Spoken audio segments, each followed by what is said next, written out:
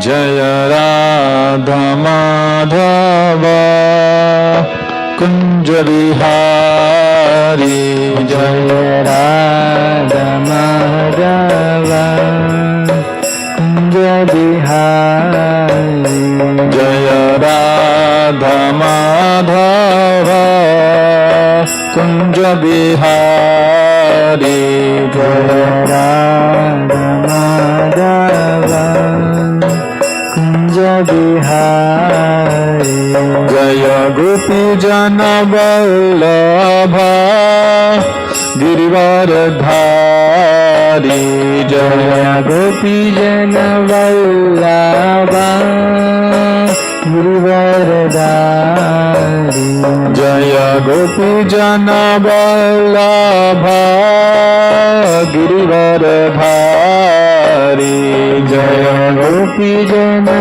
Vallabha Girivaradhari Yashodanandana Brajjana Ranjana Yashodanandana Brajjana Ranjana Yashodanandana Brajjana Ranjana Yashodanandana Brajjana Ranjana Yamuna Tira Vanachari Yamuna Tira Vanachari Yamuna Tira Vanachari Yamuna Tira Vanachari Jaya Radha Madhava Kunja Bihari Jaya Radha Madhava Kunja Bihari Hare Krishna Krishna Krishna Hare Hare Hare Rama Rama Rama Hare Hare Hare Krishna Krishna Krishna Hare Hare Hare Rama Rama Rama Hare Hare Hare Krishna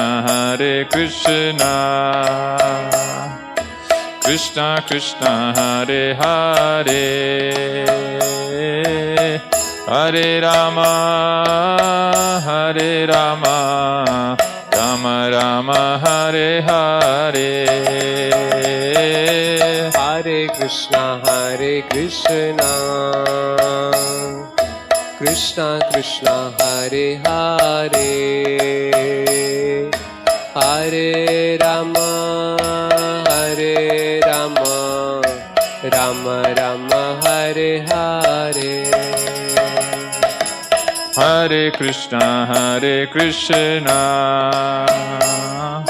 Krishna Krishna Hare Hare Hare Rama Rama Rama Hare Hare Hare Krishna Krishna Krishna Hare Hare Hare Rama Rama Rama Hare Hare Hare Krishna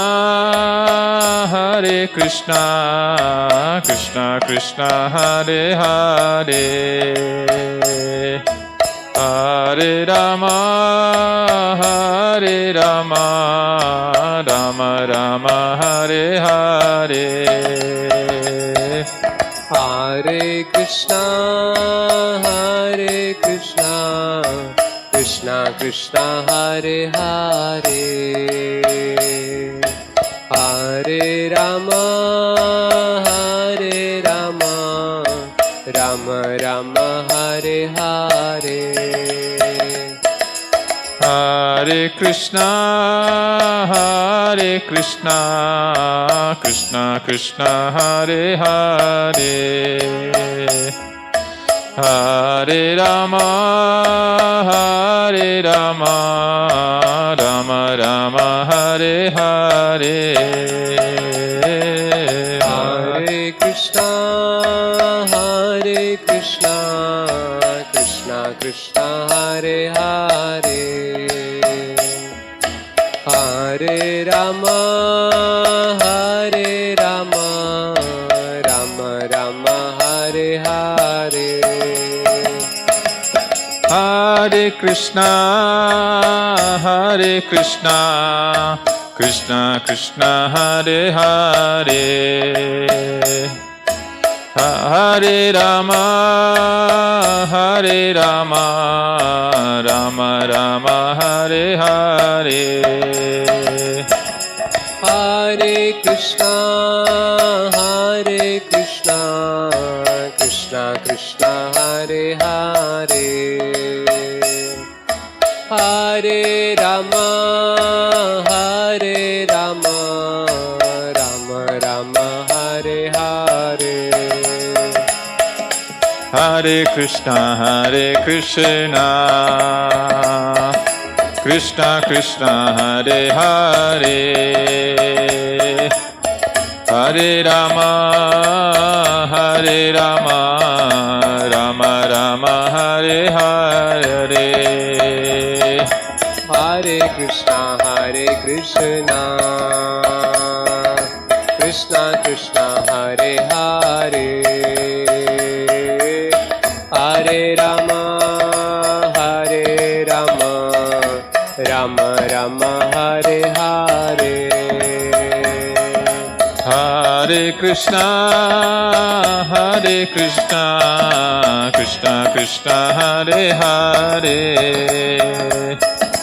Hare Rama, Hare Rama, Rama Rama, Hare Hare, Hare Krishna, Hare Krishna, Krishna Krishna, Hare Hare,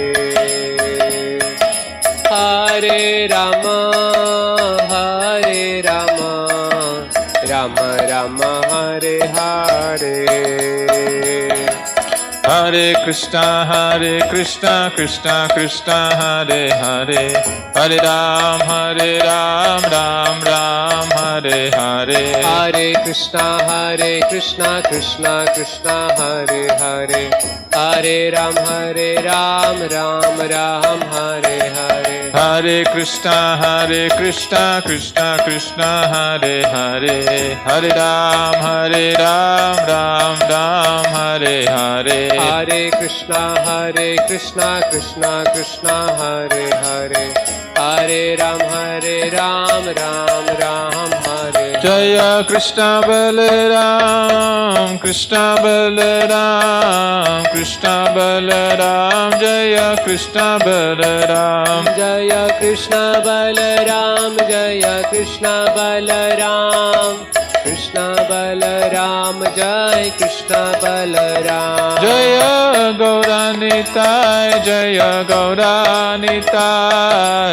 Gauranitai, Jaya Gauranitai, Jaya Gauranitai, Jaya Gauranitai, Gauranitai, Jaya Gauranitai. Jaya Jaya Prabhupada, Prabhupada, Prabhupada, Prabhupada. Jaya Jaya Prabhupada, Prabhupada, Prabhupada, Prabhupada.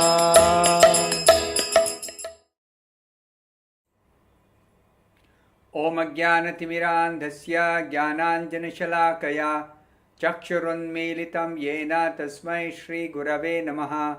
नमः ॐ विष्णुपादाय कृष्णप्रेष्ठाय भूतले श्रीमते भक्तिवेदान्त स्वामिन्निति नामिने। नमस्ते सारस्वते देवे गौरवाणी प्रचारिणे निर्विशेष शून्यवादी पाश्चात्यदेशतारिणे Jaya Shri Krishna Chaitanya Prabhu Nityananda Shri Advaita Gadadhara Srivasadi Gaura Bhakta Vrinda Hare Krishna Krishna Krishna Hare Hare Hare Rama Rama Rama Hare Hare. Gita, chapter 4, verse number 16. Kim karma kim akarmeti kavayopyatra mohitaha tatte karma pravakshyami yajñatva mokshase ashubhat. The meaning of this verse is, even the intelligent are bewildered in determining what is action and what is inaction. Now I shall explain to you what action is, knowing which you shall be liberated from all sins.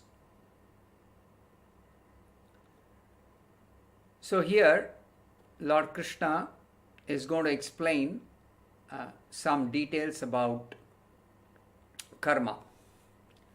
Karma is a very, very important topic in the philosophy of Krishna consciousness, and the greatest authority, Lord Krishna, is explaining that in very great detail in the Bhagavad Gita, especially in this chapter. Now, the karma has got different meanings in different contexts. So, in this context, it is about any activity that a person performs which generally results in what is called as reaction. Reaction means the activity which has been performed is a material activity generally, because of which there is a corresponding material reaction.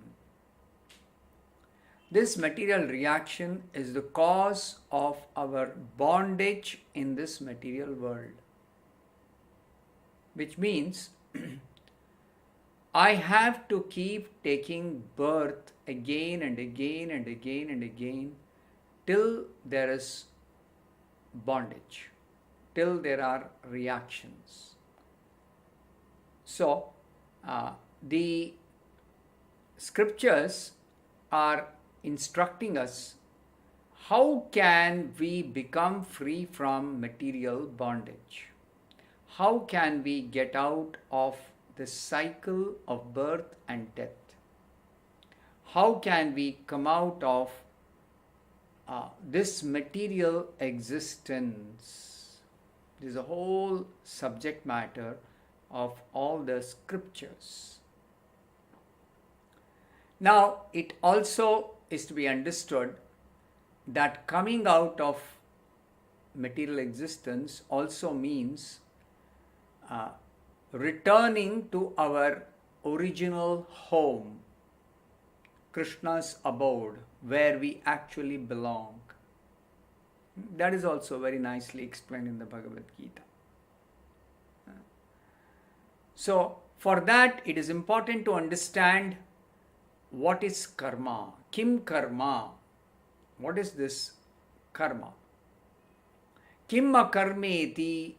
Kim akarma iti? What is inaction? Inaction is a technical term here. So is karma. Action itself is a technical term. And about this, Krishna is telling, Kavayo apyatra mohitaha. Even the most intelligent person in this material world is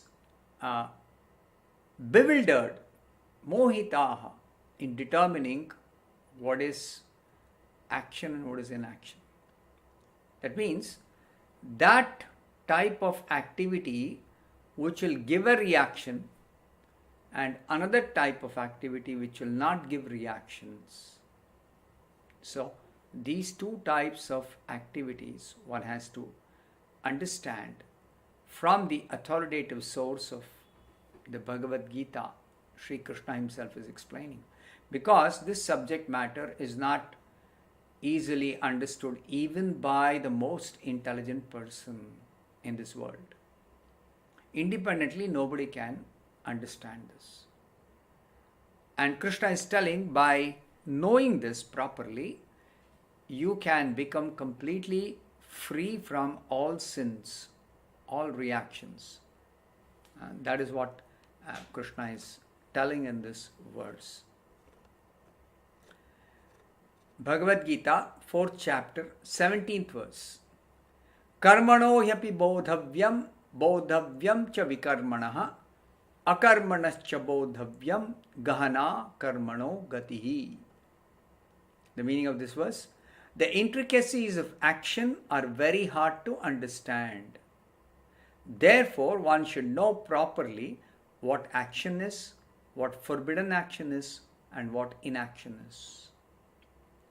Now, getting into the details of karma, Lord Krishna is explaining here something which is very difficult to understand, especially the intricacies of karma or intricacies of action. So here specifically Krishna is describing 3 kinds of activities: karma, vikarma, akarma. Again, these 3 terms in this context, particular context that's being explained by Krishna. Karma in this particular verse, out of the 3 kinds of activities, karma, the first one, kim karma, karmano hyapi bodhavyam. I shall explain to you what is this first type of action or activity called karma. Actions which have got good reactions, meaning actions which give you some material benefit, material enjoyment, material elevation. That kind of activity. Pious activities, sanctioned in the scriptures. Then vikarma is forbidden action, that which is against scriptures, that which is sinful activity, that which gives suffering due to sinful reactions. And these reactions are in the future. Now, when in the future, that is not in our hands. That is decided by kala, time. Time is the time factor. That is going to decide when a particular reaction will have to be experienced or undergone by a person who has already performed the action, the forbidden action, the sinful action. Then the third type of activity is called inaction, akarmana. Akarmanascha bodhavyam. What is inaction or what is akarma? Akarma is activities performed in devotional service, those which do not have any material reaction. That is plain and simple activities of bhakti or devotional service.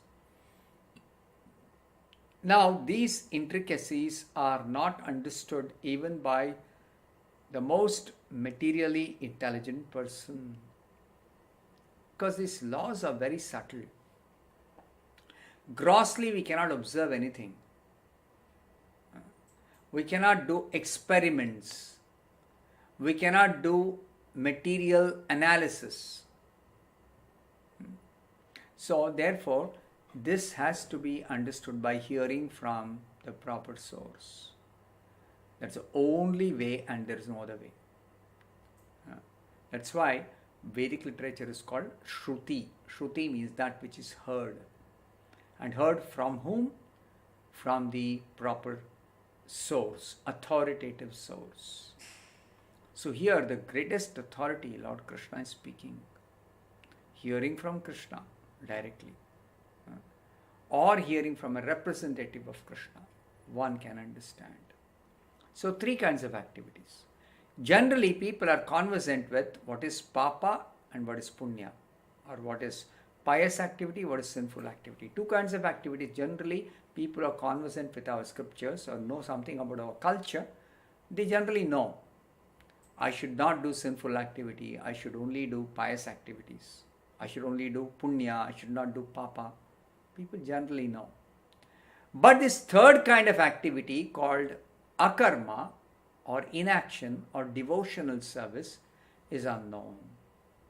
So that Krishna is going to explain in this particular section of the 4th chapter of the Bhagavad Gita.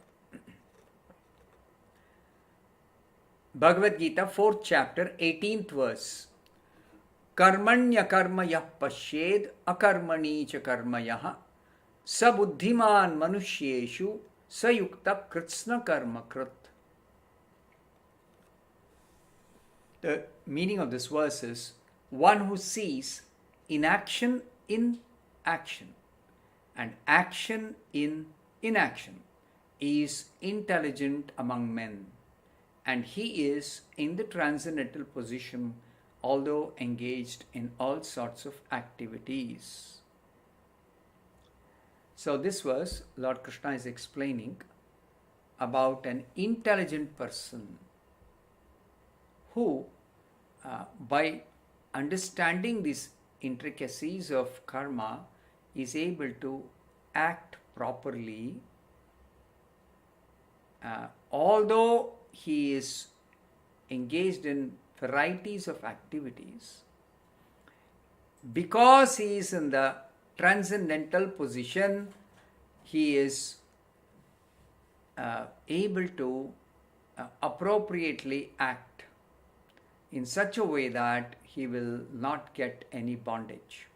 He will not incur any reactions.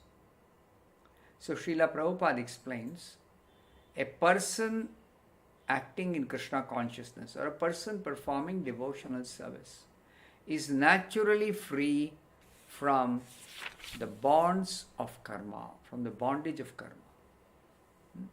Because all the activities such a person performs for Krishna, every activity in devotional service is simply meant for serving Krishna.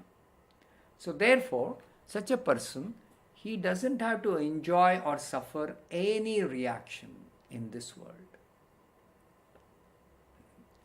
So such a person therefore is considered to be very, very intelligent person in human society. And such a person is never entangled in any reactions. He's completely free. Completely free. Whereas there is another category of persons who are non-devotees. These non-devotees, even if they are transcendentalists, like the impersonalists, they stop all sorts of activities because they think, if I do any activity in this world, I will be bound up by material reactions. So they stop all sorts of activities and they try to cultivate spiritual knowledge. But then their method is speculation.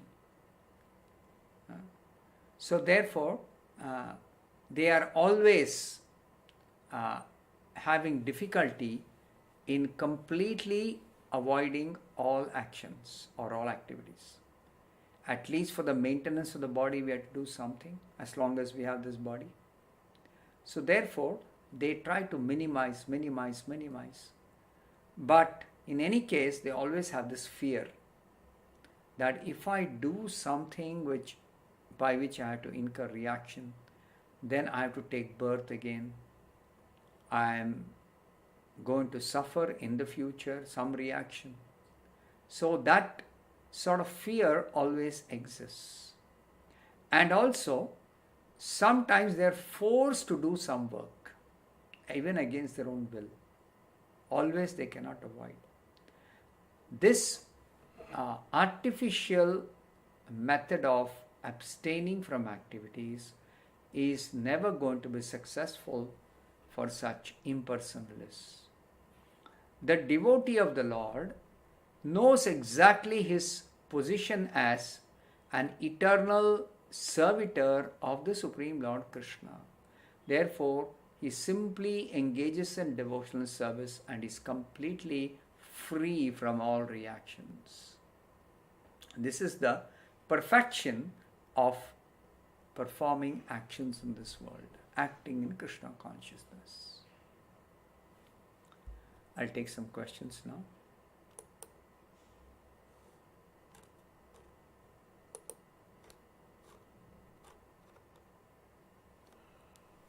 The sober people like Drona, Karna indirectly indulged in killing of Abhimanyu, protesting this heinous act. Why they didn't come out of battlefield or chided Duryodhana for his unjustifiable act. Now, in a battle, actually, it is very difficult to expect that there will be, while the battle is being fought, there will be discussions or there will be some considerations like that.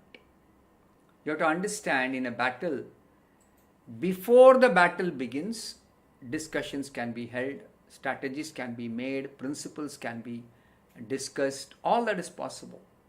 Everything is possible. Or after one day's fighting is over, just like they used to fight according to religious principles. Before sunrise, nobody will fight. After sunset, nobody will fight. So, between sunrise and sunset, and that also only when the opposite party is ready for fighting. It is not that somebody is caught unawares and they are attacked. Never. Kshatriya means there is a particular code of conduct even in a battle. And this is a dharma yuddha. This is dharma yuddha. So, there is no possibility once they begin the fighting, then it is simply trying to defeat the opponent. Defeat the opponent. Later on, there will be so many analysis. You shouldn't have done this. Why did you do this? So many things can be analyzed, but it is not possible during the battle itself. That is one point. Another point is that the very fact that somebody like Dronacharya and Bhishma are taking the side of Duryodhana itself means they are destined to actually do something which will not be appropriate. That is already destined. This is already destined. So, this is explained simply on consideration of financial support. Bhishma and Drona should not have taken the side of Duryodhana. They should not have. But because they did, Lord Krishna wants to show, even though they are actually very, very expert in fighting, and practically nobody can defeat Bhishma or Drona. Not possible. But because they were on the wrong side, adharma, therefore they were destined to lose. Even Duryodhana, he had the best support, but no possibility of victory.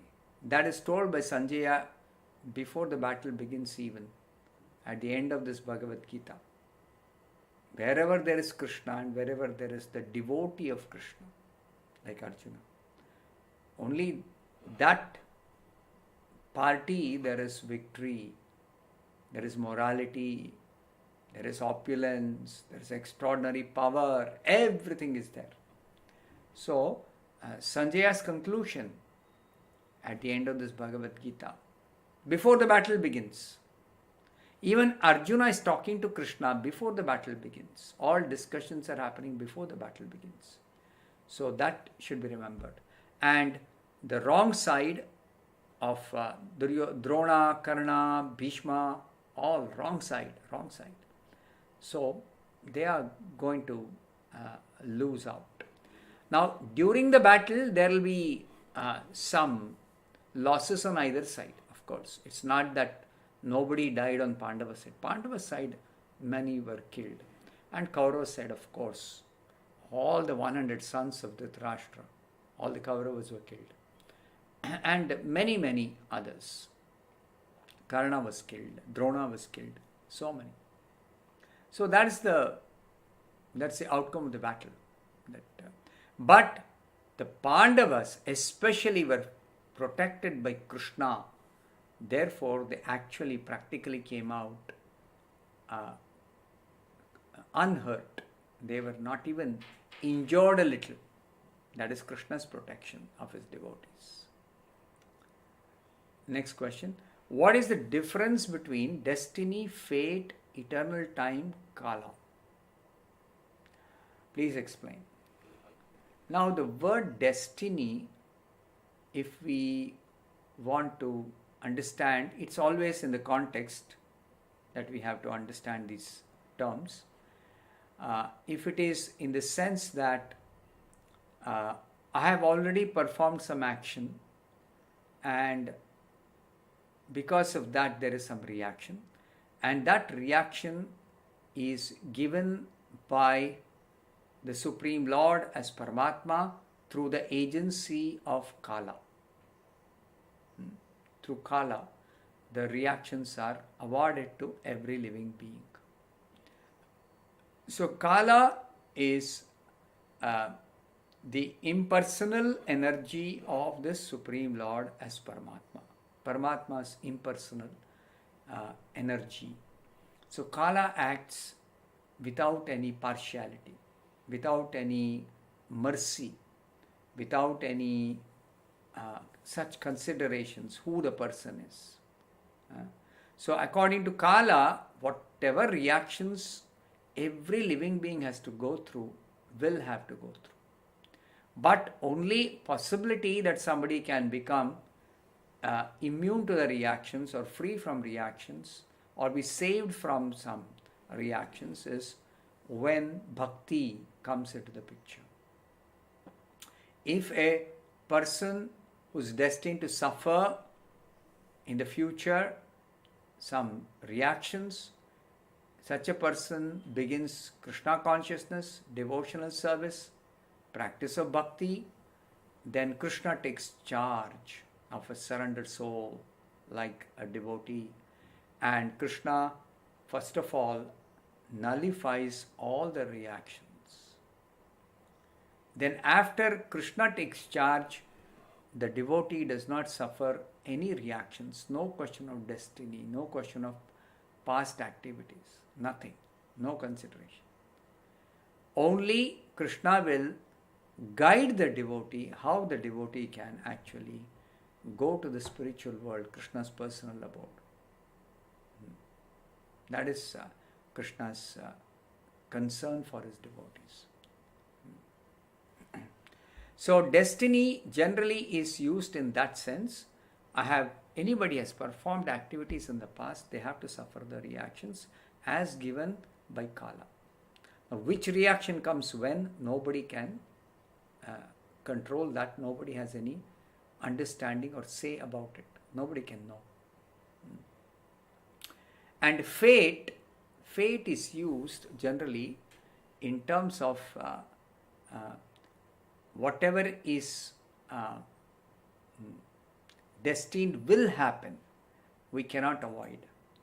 But actually this fate, the word fate or fatalistic theory, it is in ignorance about what is bhakti. So people think once somebody is destined to suffer, nothing can be done about it.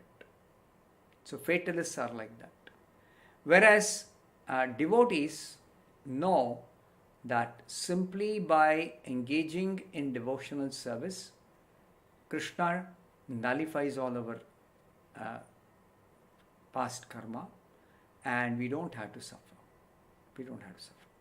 So does it mean a devotee who has begun devotional service after surrender to Krishna will not get any disease, will not have any inconveniences in terms of body or mind? No, that's not the meaning. The understanding is a devotee's life is in Krishna's hands. Krishna will take the devotee through different situations to make the devotee completely detached from this world.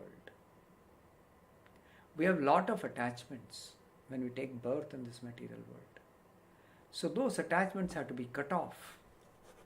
If we don't cut off the attachments, then we are not fit candidates for going to Krishna's abode. We have to cut off all attachments. So all of a sudden, nobody can cut off all attachments. So gradually. And Krishna guides us, as means the devotees, any devotee. Krishna guides in such a way that the devotee will be able to cut off the different attachments, go through different experiences by which the devotee becomes detached from all material things.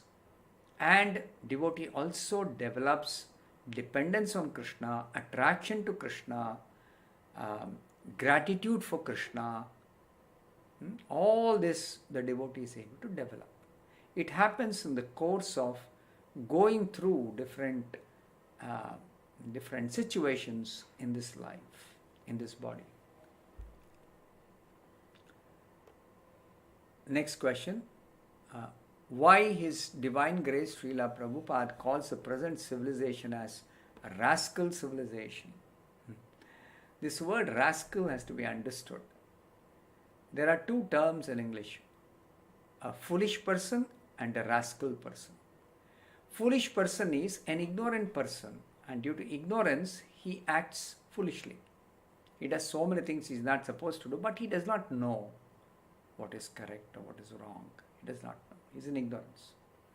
A rascal is a person who knows what is wrong, and in spite of that, he does that very wrong thing. That person is called rascal. So Prabhupada uses specifically this word as it is understood in the English language. So rascal civilization means people know what is wrong. I don't mean all people. There are many people who know what is wrong and still they do that wrong thing. That's the kind of civilization we're living in now.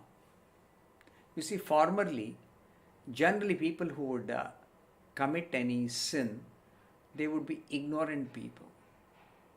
They don't know. So they would do some sinful activity. But as soon as they come to know, they are very repentant, or they take a vow to give up sinful activities, or they try to do some prayaschitta, some atonement, so that they don't have to suffer for the sinful activity they have done. Many instances are there in the Bhagavatam, in the Puranas. It is given many places. But the present civilization, people are so very rebellious that they don't care. They says, who has seen God? Who has seen heaven? Or who has seen,